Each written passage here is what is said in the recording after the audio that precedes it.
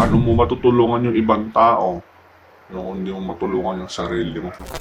Hey, so welcome sa day number 8 in getting up early, and today I would like to share with you one realization. And that realization is that I was able to gain the perks of being unavailable. Right? Ulitin ko, I was able to gain the perks of being unavailable. Okay?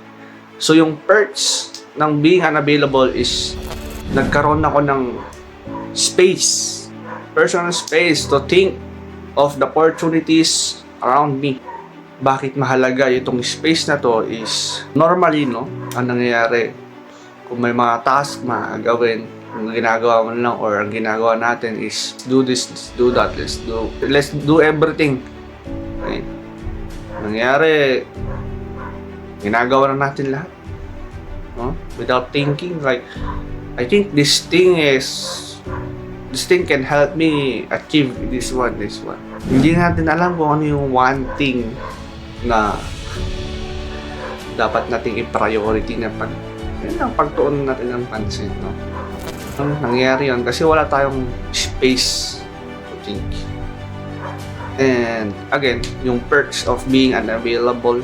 Last night, meron kaming bisita and unexpected na bisita. And hindi ko na-expect. So, ang ginawa ko, matutulog na po. Sabi ko kasi ito yung schedule ko.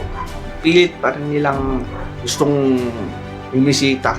Ginawa ko, napasok natin. Iba yung pinaharap ko. So, I am unavailable.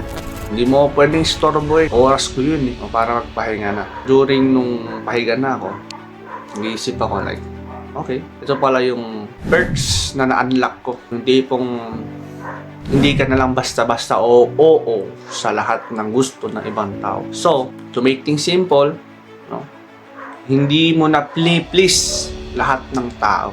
You have to please also yourself. Paano mo matutulungan yung ibang tao kung hindi mo matulungan yung sarili mo? Having a personal space is very important for you to think, and for you to unlock that space, you have to be unavailable to other people. Huwag mong i-please lahat. Kung i-please mo lahat ng ibang taong yan, sige, subukan mo. Ubus yung oras mo, ubus yung energy mo. At the end of the day, ask yourself, are you satisfied? Are you fulfilled? Are you happy with the activities na tinapos mo? If not, you have to become unavailable to other people to create the space. Again, be formidable.